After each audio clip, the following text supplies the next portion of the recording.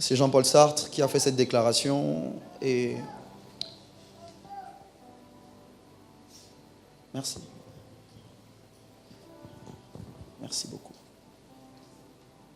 D'accord. Il l'a fait dans le but de donner un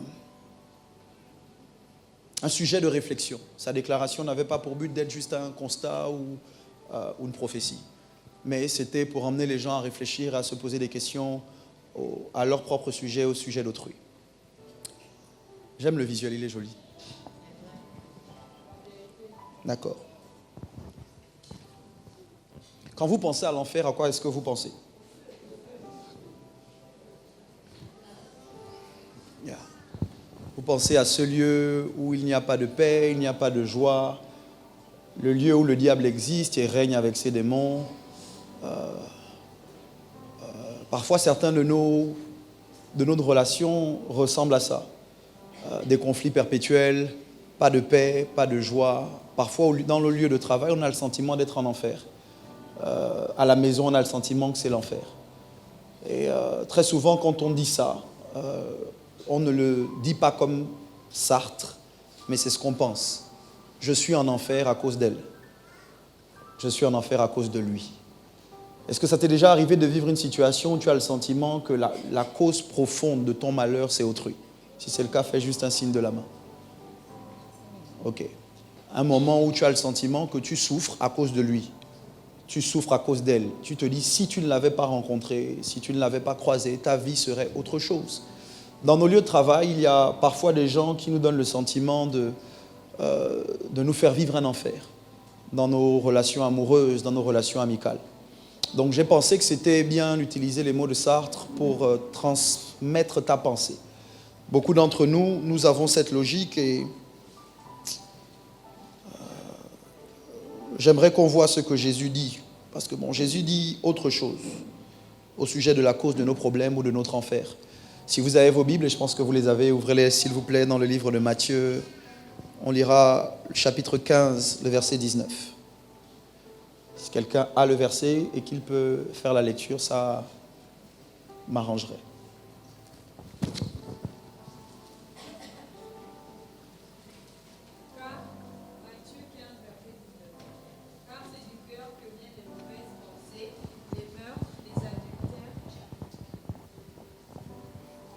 C'était ça. Car c'est du cœur que viennent les mauvaises pensées, les meurtres, les adultères, les impudicités, les vols, les faux témoignages, les calomnies. D'accord. Qui, comme moi, pense que le vol, ça ressemble à l'enfer? Ou une déclinaison de l'enfer? Le viol, les meurtres, les mauvaises pensées. Bon, Jésus dit, si tu veux vraiment avoir la source de ces choses-là, ne regarde pas chez autrui, regarde au cœur. Bon, le tien. Ça veut dire que si tu veux vraiment savoir où vivent les problèmes, où vivent les mauvaises pensées, où vivent les calomnies, Jésus dit leur lieu d'habitation, c'est le cœur. Ça nous arrive d'avoir des coups de fil angéliques pendant les cultes, c'est pas grave. Les mauvaises pensées, leur lieu d'habitation, c'est le cœur. Donc regarde quelqu'un à côté de toi, dis-lui, ton cœur est un logement. Cherche quelqu'un de lui, ton cœur est une habitation. Le psalmiste, psaume 139, verset 23. Quelqu'un d'autre va m'aider à lire, pour éviter que je fasse le culte tout seul. Psaume 139, verset 23. Psaume, c'est dans la Bible.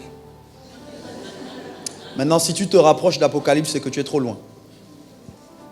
Psaume 139.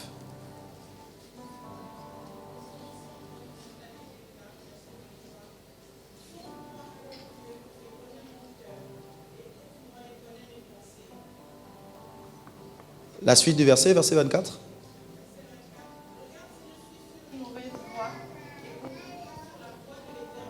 D'accord. Ceux qui n'ont pas entendu, je vais reprendre pour vous. Le texte dit, sonde-moi, ô Dieu, et connais mon cœur. Éprouve-moi et connais mes pensées. Sonde-moi, connais mes pensées, éprouve mon cœur. Regarde si je suis sur une mauvaise voie et conduis-moi sur la voie de l'éternité. Plusieurs choses importantes. David alors qu'il parle, dit, ne regarde pas tant à mes actions, ne regarde pas tant à mon vêtement, ne regarde pas tant à comment je vis, à comment ce que je mange, ou est-ce que je vis. Il dit, regarde à mon cœur. Il dit, sonde-le. Il dit, sonde-moi, connais mon cœur. Éprouve mes pensées. Et il dit, sur la base de ce que tu as trouvé dans mon cœur, dis-moi si je suis sur une mauvaise voie. Ça veut dire qu'on ne commence pas à s'égarer quand on pose des actions. Tu as pris un mauvais chemin dès que dans ton cœur, tu as pris un mauvais chemin. Est-ce que vous me suivez? Ça veut dire que ce qui doit d'abord changer, ce n'est pas le lieu où tu habites, ce n'est pas les relations que tu as, ce n'est pas les vêtements que tu portes. Ce qui doit d'abord changer, ce n'est même pas où tu vas manger. Écoutez, je sais qu'on est à l'église et que vous allez faire genre. Je sais qu'on est à l'église et vous allez faire genre. Vous allez faire, non, moi je ne vais plus dans les bars, en boîte, en groove. Bon, imaginons que tu vas encore. Ok, donc, il ne dit pas arrête de groover. Est-ce que je peux vous choquer un peu? Puis je suis en direct. Il ne dit pas arrête d'abord d'aller en boîte, arrête d'abord de groover. Il dit si tu arrêtes, mais que dans ton cœur ça n'a pas changé, de toutes les façons tu vas y repartir. Et il dit au lieu de te préoccuper du regard des autres et de paraître, il dit si Dieu doit te changer, ça doit commencer par le cœur. Est-ce que vous me suivez? Bon, ok. Si ça c'est vrai pour toi et pour les relations, est-ce que ce n'est pas vrai pour autrui? Est-ce que ça ne veut pas dire que quand les gens font ce qu'ils font, ils ont d'abord un problème de cœur avant d'avoir un problème d'action? Parce que vous devez savoir que quelqu'un de bien peut faire des erreurs. Et quelqu'un de méchant peut poser de bonnes actions. Donc ça veut dire qu'on ne doit pas trop se préoccuper d'abord des actions, même si les actions sont importantes, mais on doit mettre un accent sur le cœur. Parce que de toutes les façons, le cœur ne ment pas.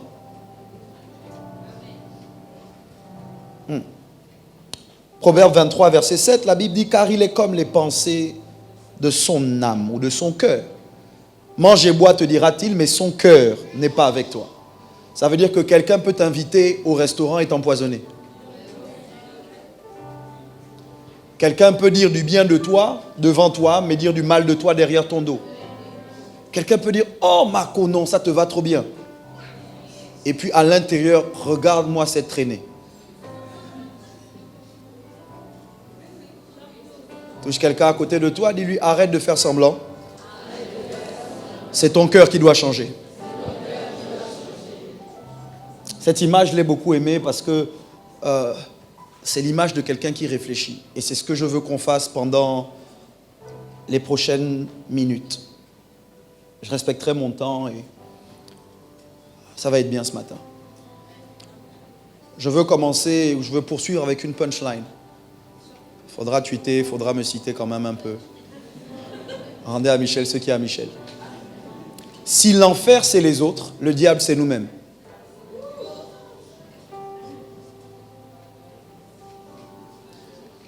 Si l'enfer c'est les autres, le diable c'est toi. Ça veut dire que si tu n'aimes pas l'enfer, arrête d'être le diable. Si tu n'aimes pas ce que tu vis, c'est toi qui dois changer. Vous êtes là?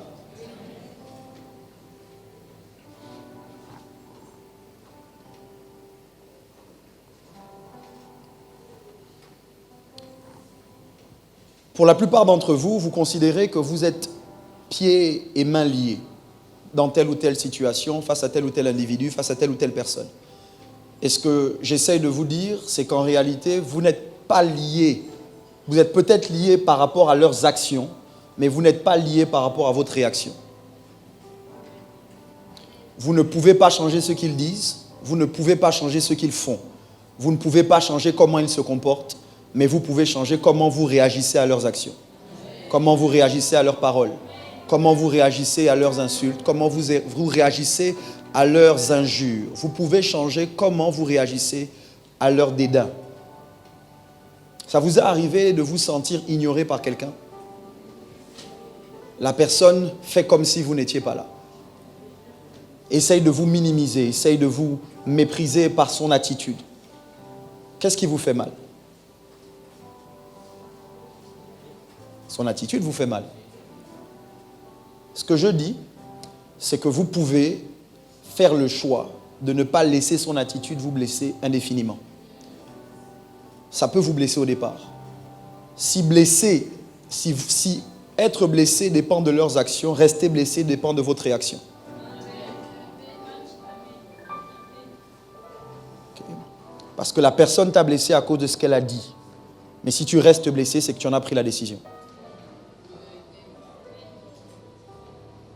Je sais que certains d'entre vous, vous n'avez pas vécu ça, mais pour les autres qui, comme moi, sont professionnels dans la bouderie ou le boudage, de grands boudeurs, vous savez bouder, vous avez l'Oscar de la chose et tout, ça vous est arrivé d'avoir, à un moment de votre colère ou de votre tristesse, et la décision que vous avez prise de vous mettre en retrait, de marquer votre mécontentement par votre silence, à un moment, l'émotion qui justifie votre colère se dissipe. Ce qu'on vous a fait part, le souvenir commence à s'estomper. Mais pour rester boudé, il vous faut vous souvenir. En fait, pour continuer à bouder, pour rester en colère, pour continuer à bouder, il vous faut vous souvenir. Et donc, même quand tu veux maintenant oublier ou pardonner, tu te dis non. Avec ce qu'il m'a fait là, avec ce qu'elle m'a dit, non. Elle m'a dit ça devant les gens, il m'a fait ça devant les gens, non. À ce moment, tu reprends, en fait, tu ravives la plaie, tu ravives la flamme, tu réouvres la blessure. Parce que tu ne veux pas guérir. Ou parce que guérir paraîtrait trop facile. Ça vous est arrivé de dire vraiment, non, pardonnez, non, c'est trop facile. Non, il ne mérite pas ça. Non, elle ne mérite pas que je pardonne. Mais en fait, tu ne pardonnes pas pour lui, tu pardonnes pour toi. Toi, tu mérites de pardonner. Toi, tu mérites de tourner la page. Toi, tu mérites d'avancer. Parce que lui, malgré le mal qu'il t'a fait, elle, malgré le tort qu'elle t'a causé, elle avance. Ça m'est arrivé d'avoir quelqu'un qui m'a vraiment blessé, outré. Et puis, je me dis, je boude. Je manifeste mon mécontentement. C'est ma façon à moi de dire que tu vas voir, je te punis. Et on s'attend à ce que notre punition affecte la personne. Par exemple, comme tu ne lui parles plus, ou comme tu n'agis plus, tu t'attends à ce que sur Facebook, elle soit triste, ses photos changent, le profil de WhatsApp devienne noir. Tu t'attends à ce que les statuts soient vraiment oh, si vraiment tu pouvais me pardonner. Et puis la personne écrit des statuts qui t'irritent. Avec ou sans toi, j'avancerai. Okay. La personne publie une photo sur Facebook où elle est à la plage en train de s'amuser. Et puis tu te dis, mais comment toi tu peux vivre? Comment tu peux être heureux pendant que moi je suis malheureux? Comment tu peux évoluer pendant que moi je stagne? Et la vérité, c'est que les gens qui nous font le plus de mal s'en foutent. Ils avancent. Touche quelqu'un à côté de toi, dis-lui, le monde évolue. Les gens avancent. Dis-lui, ne reste pas blessé.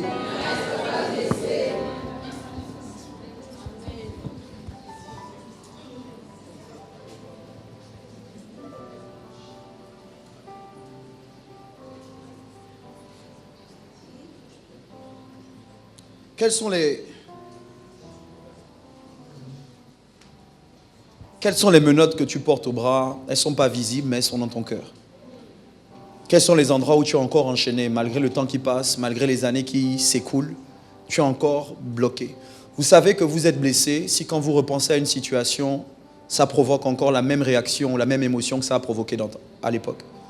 Tu sais que tu es encore blessé, que tu n'as pas pardonné, si à chaque fois que tu penses à la personne, ou juste son prénom, provoque des émotions. Tu peux tromper tout le monde, mais tu ne peux pas tromper ton cœur.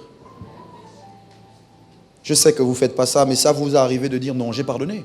Non, moi, non, j'ai pardonné.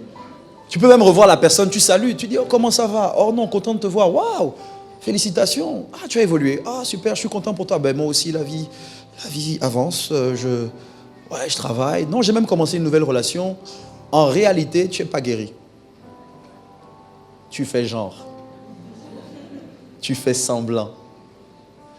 Regarde quelqu'un à côté de toi, dis-lui arrête de faire semblant. Cherche quelqu'un d'autre, dis-lui arrête de faire semblant. J'ai quelques citations que j'ai prises du livre, d'un livre que je vous conseille. Et si je peux vous donner un exercice pour la série Inside Look, c'est ce livre que moi je vous conseille. Les 7 habitudes de ceux qui réalisent tout ce qu'ils entreprennent. L'auteur, c'est Stephen R. Covey. C-O-V-E-Y. Stephen, c'est S-T-E-P-H-E-N. Les 7 habitudes de ceux qui réalisent tout ce qu'ils entreprennent. En anglais, The 7 Habits of Highly Effective People. Ton voisin n'écrit pas depuis le début, il est suspect. Regarde-le, menace-le, lui regarde, dis-lui, mais finalement, toi, tu as fait quoi? Tu vas acheter le CD. Tu vas télécharger l'application. Regarde-le, dis-lui, tu vas télécharger l'application. Parce que depuis, tu n'écris rien.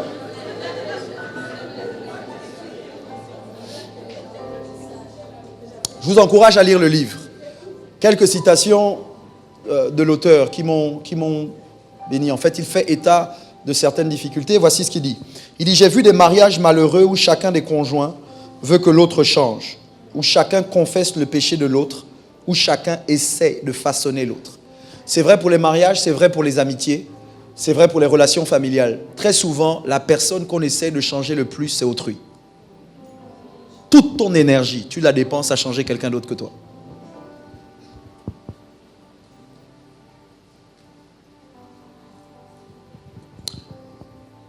Là, c'est devant vos yeux, donc je vais lire. Si je veux vraiment améliorer ma situation, je peux travailler sur la seule chose que je peux contrôler, moi-même. L'enfer que tu vis en ce moment peut s'arrêter si tu commences à travailler sur toi.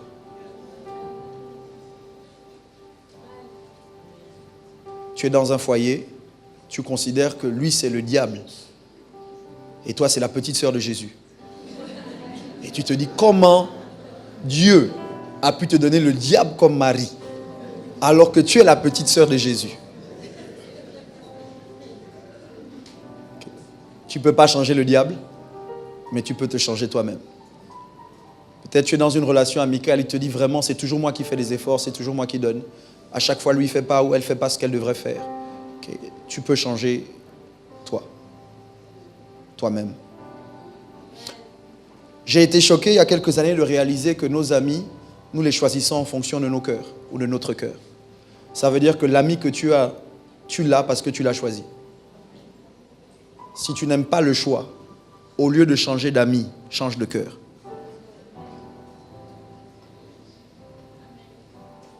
Quelqu'un m'a dit comment. Vous savez, il y a des signes qui se font pendant le culte, c'est trop cool. Un culte 3D, 3 dimensions et tout, genre. Quelqu'un m'a demandé comment. On va en parler.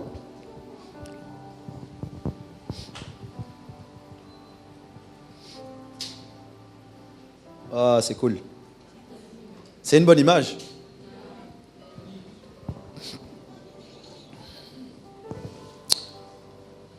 Je peux arrêter d'essayer de modeler ma femme, mon mari, mon ami et travailler sur mes propres faiblesses.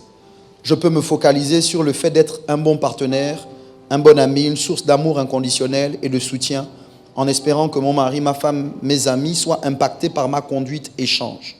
Mais si eux, ils ne changent pas, la meilleure façon d'influencer ma situation est de travailler sur moi-même. Vous savez, j'ai découvert que nous ne pouvons pas être perdants en travaillant sur nous. Parce que même si ceux qui sont en face de toi aujourd'hui ne reconnaissent pas ta valeur, quelqu'un d'autre la reconnaîtra.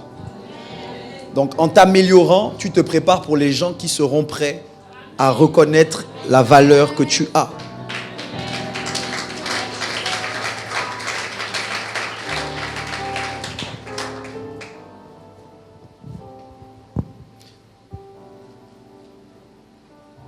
Ne pas Usain Bolt. Je courais comme ça dans mes rêves aussi. Ne pas reconnaître son erreur et refuser d'apprendre de cette dernière est une erreur d'un tout autre ordre. Je vais vous dire ça différemment. Quand tu te trompes, et que tu ne reconnais pas que tu t'es trompé, tu es trop fort. C'est-à-dire que ta tromperie a atteint un autre niveau. Ton erreur est d'un autre degré. Okay. Parce que ça veut dire que tu commences à te tromper toi-même et à te justifier. Je sais que ça ne vous est pas arrivé, mais d'avoir commis une erreur en termes de choix, en termes de X ou Y, intérieurement, tu te dis que non, c'est peut-être moi le problème. Mais ton orgueil, ton ego, fait que tu jettes le blâme sur quelqu'un d'autre parce que c'est plus facile. Ouais, je savais que ça ne vous arrivait pas. Il n'y a qu'à moi que ça arrive, des choses comme ça. Regarde ton voisin, dis-lui, tu es humain. Et ça t'arrive de te tromper parfois. Qu'est-ce que vous faites quand vous vous trompez? Parlez-moi. On est en consultation, donc vous ne pouvez pas être silencieux pendant tout le truc. On pleure, d'accord. Quelqu'un d'autre? On culpabilise, on demande pardon. Quelqu'un d'autre? Merci, il n'y a que toi. On se justifie. Quelqu'un d'autre? On se renferme. On fait quoi? On se fâche. On prie. Ah, on fuit. Voilà, ça ce sont les gens honnêtes. On se cache. On boude. On s'en fout. Ça ce sont les gens honnêtes. Genre j'ai gaspillé, tant pis. Et puis quoi? Voilà, j'ai gaspillé, et puis quoi?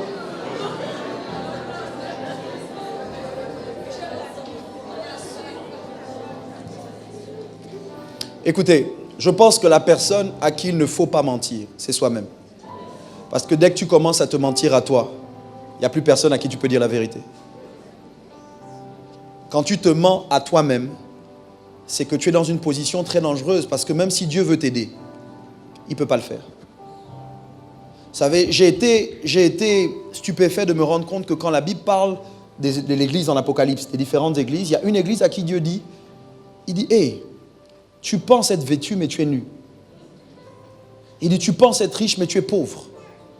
Il dit, oh, arrête ça. Viens acheter chez moi du collyre. Ah, c'est paraphrase façon pasteur Michel. Viens acheter chez moi du collyre. Il dit, afin que je joigne tes yeux. Il dit, ça ne va pas. À une autre église, il dit, repens-toi. Il dit, ce que j'ai contre toi, il dit, c'est que tu as abandonné ton premier amour. Il dit, souviens-toi d'où tu es tombé, repens-toi et pratique tes premières œuvres. Vous savez, j'ai été dérangé que la guérison que Dieu veut apporter à l'église dépend de sa capacité à se souvenir. Ça veut dire que les gens qui font comme s'ils avaient la mémoire courte sont en danger. Te souvenir de quoi? Te souvenir de ce que Dieu a pardonné pour que toi tu puisses pardonner aux autres? Aïe. On m'avait dit qu'à Extraordinaire, il y aurait des gens vrais et des gens faux. Donc, j'essaie de savoir dans quelle catégorie tu es.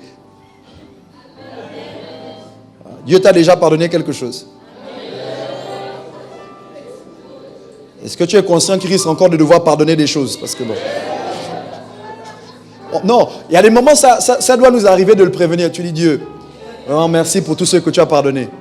Mais ne finis pas ton pardon parce que je suis en pleine croissance, je suis en pleine évolution. Je vais certainement encore gaffer, mais... pardonne-moi. Reconnaître son erreur de manière instantanée, la corriger et en tirer des leçons, change un échec en succès. Si tu veux changer ton échec en succès, ça commence par le fait que tu acceptes de reconnaître ton erreur. Écoute, ça peut arriver qu'on fasse un mauvais choix relationnel, un mauvais choix au niveau du boulot, parfois même un mauvais choix en termes d'église, un mauvais choix en termes de personnes à qui on se confie. Faire un mauvais choix, c'est une erreur. Okay? Refaire le même choix régulièrement, c'est plus une erreur, c'est un choix. Vous savez ce que je veux dire? C'est-à-dire qu'à un moment, tu ne te trompes plus, tu fais exprès.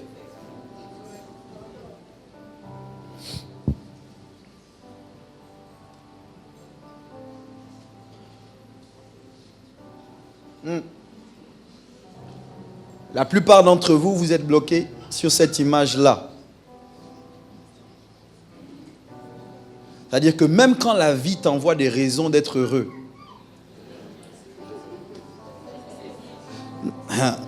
Attends. Une bonne nouvelle arrive. Tu fais, c'est vrai que c'est une bonne nouvelle. Mais, toutes les mauvaises nouvelles que j'ai déjà eues. Hein? Quelque chose se décante. Au lieu de te focaliser sur ce que Dieu vient de faire, tu veux rester focalisé sur ce qu'il n'a pas fait. Quand on assiste beaucoup au mariage coutumier, l'une des choses qu'on dit aux femmes dans notre culture, c'est d'avoir un panier percé. En fait, moi j'ai assisté à un mariage coutumier, on a dit qu'il faut avoir 2 paniers. Authentique. 2 paniers. On a dit le panier le plus gros. Et c'est celui-là qui doit être percé. C'est celui où tu mets tout ce qui ne va pas être bien. Toutes les mauvaises choses qui vont arriver. Mets-le dans ce panier. Ça doit être le plus gros parce que c'est comme pour te prévenir que là où tu rentres, il va t'énerver, elle va t'énerver. Et puis on te dit, le panier le plus restreint ou le plus resserré, il ne faut pas le percer. Faut qu'il ne soit pas percé. C'est là où tu mets tous les bons souvenirs, toutes les bonnes choses que vous allez vivre. Le principe, c'est quoi? C'est que si le panier qui n'est pas percé sert à récolter les bons souvenirs et que c'est petit, facilement, ta coupe est pleine de bons souvenirs. Et si le panier qui est percé et qui est gros sert à accueillir les mauvais souvenirs, ce panier ne sera jamais plein. Donc ta capacité à pardonner est renouvelée. Ça ressemble un peu à ce que Jésus dit à Pierre quand Pierre lui demande, « Maître, tu as parlé du truc de pardon là. » Il dit, bon, juste pour être sûr. Il dit, combien de fois dois-je pardonner mon frère quand il me fait du tort? Et puis Pierre n'attend pas la réponse. Il dit, 7 fois. Et Jésus lui dit non, 77 fois, 7 fois. Bon, les matheux vont essayer de faire les calculs. 7 fois 7, 49. 7 fois 7. Sauf que ce que ça veut dire, c'est que tu dois pardonner de manière discontinue. Tout le temps. Touche ton voisin, dis-lui, arrête d'être triste. Dis-lui, arrête d'être en colère. Dis-lui, arrête de déprimer. Dis-lui, choisis la joie. Lamentation 3, 21. C'est Jérémie qui parle et vous connaissez le texte. Quand je pense à l'absinthe et au poison, mon âme est abattue au-dedans de moi. Mais voici ce que je veux repasser dans mon cœur, ce qui me donnera de l'espérance. Les bontés de l'Éternel ne sont pas épuisées, ses compassions ne sont pas à leur terme, elles se renouvellent chaque matin. Arrête de penser à ce qui te rend triste. Arrête de penser à ce qui te rend malheureux.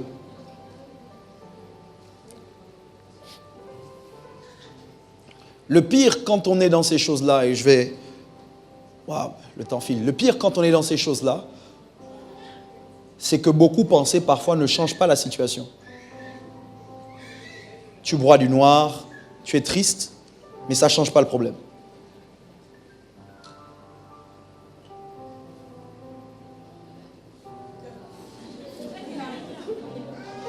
Il y a un bug.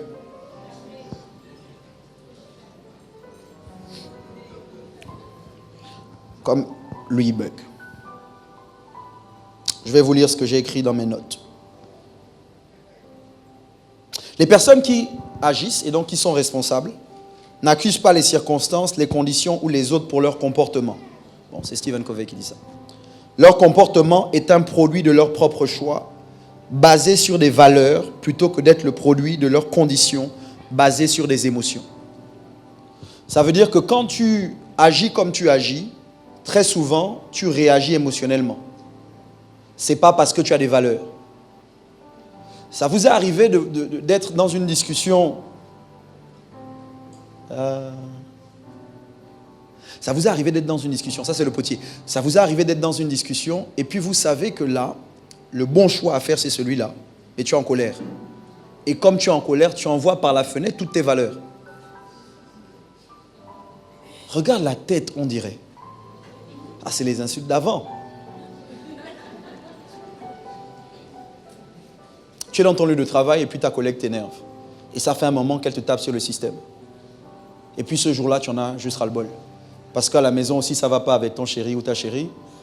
Parce que tu as reçu une nouvelle par rapport à ton enfant ou parce que tu viens de perdre un parent. Et là, quand tu arrives au boulot, tu ne veux juste pas qu'on te fatigue. Et puis malheureusement, c'est le jour qu'elle choisit pour t'énerver encore. Et là, tu te dis, tant pis, on gaspille. On gaspille. Au moins une fois, on gaspille, on gaspille.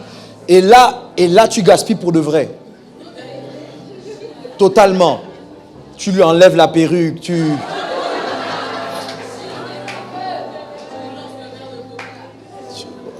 lances le verre, coca ou pas, mais tu lances quand même le verre. Quand c'est ta collègue encore, bon, tu te dis, ok, bon.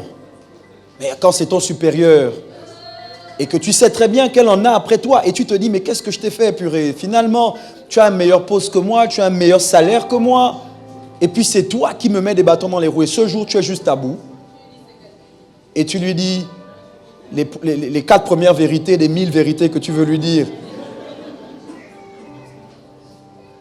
Et puis là, c'est toi qu'on sanctionne. Et là, tu perds ton boulot. La question que je veux te poser, c'est est-ce que ça en valait la peine? Parce que là, maintenant, tu te grattes la tête. Comment je fais pour payer mon loyer? Comment je fais pour payer les études de mon enfant, de mon fils, de ma fille? Et puis là, comme le diable rôde, il te propose la voie de la facilité. Et puis toi qui es chrétien, toi qui aimes Dieu de tout ton cœur, tu te retrouves maintenant à devoir revoir tes valeurs à la baisse. Toi qui étais une femme indépendante et qui ne demandait plus l'argent à aucun homme. Maintenant, tu repars dans le répertoire du téléphone. Vous cherchez le gars qui te fatigue depuis.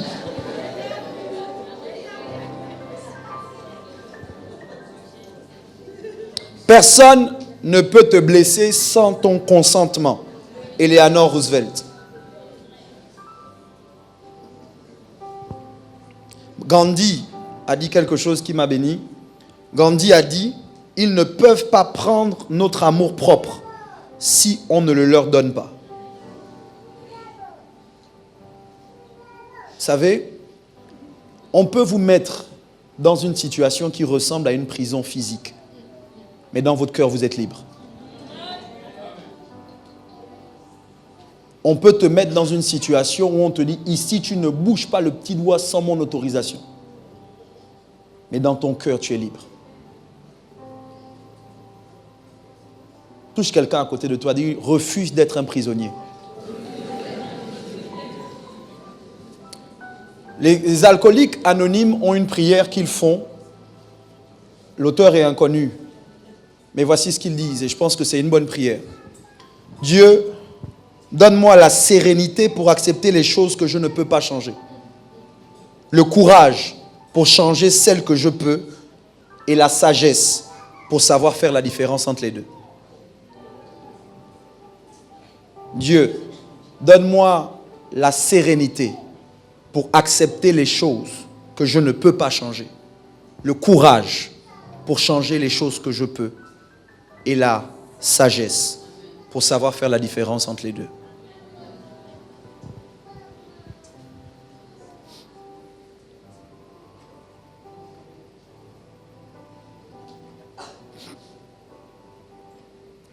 Je veux conclure ce matin avec cette question. Quelle voie vas-tu choisir? Quelle voie vas-tu choisir?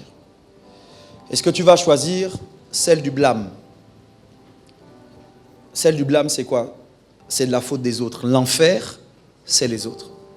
Cette voie dit que tu es une victime, que tu n'es pas responsable de ce qui t'arrive, que tu seras prisonnier toute ta vie de son mauvais caractère, de son mauvais comportement. Qu'à chaque fois que tu seras dans un lieu de travail et que ton chef ne va pas t'aimer, à un moment tu vas démissionner, tu vas traîner les pas pour aller au boulot. Cette voie dit que ta famille est la pire des familles qui existent.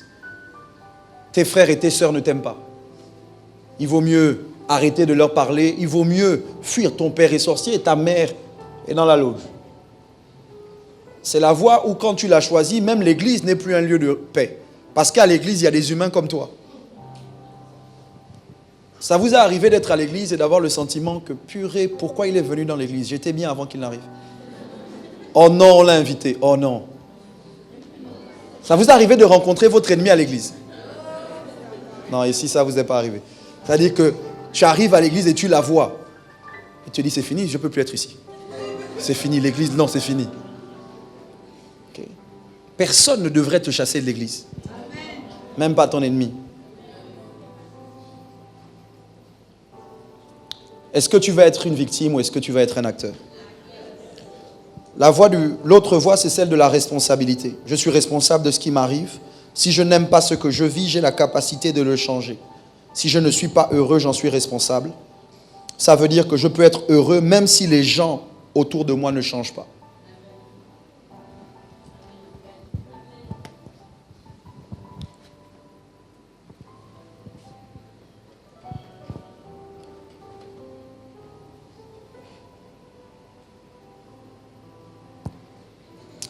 Juste pour être sûr.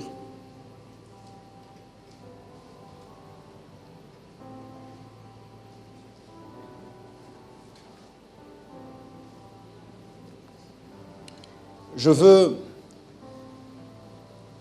te donner 30 secondes.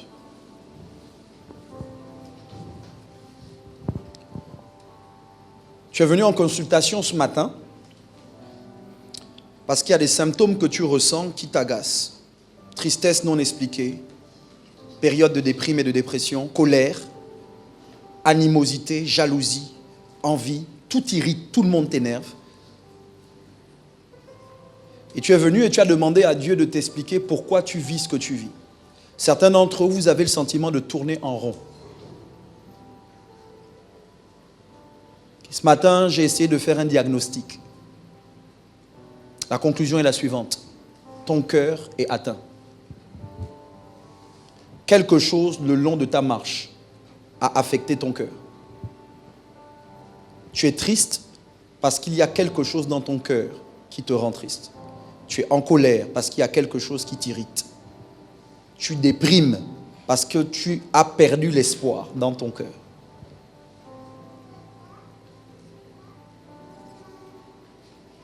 Aujourd'hui, tu veux sortir de la relation, mais hier, tu courais pour y entrer. Aujourd'hui, tu veux démissionner, mais hier, tu prierais pour avoir un travail. Je ne suis pas en train de dire qu'on ne peut pas changer, qu'on ne peut pas faire d'autres choix que ce qu'on a fait. Ce que je dis, c'est que si on change sans savoir qu'est-ce qui n'a pas marché, on va reproduire les mêmes erreurs. J'aimerais que tu prennes 30 secondes et que tu pries, assis à ta place, que tu parles à Dieu. Peut-être vraiment il n'y a rien qui t'irrite, rien qui t'agace. Tu as écouté le message et c'est un message préventif. Vous savez, il y a certains vaccins qu'on prend de manière préventive. Donc c'est que tu n'es pas malade là, mais le vaccin permet que quand la maladie arrive, tu es déjà immunisé. Donc j'aimerais que tu pries en fonction de ce que Dieu a dit à ton cœur, ce qui t'a parlé. Prends 30 secondes et réponds-lui.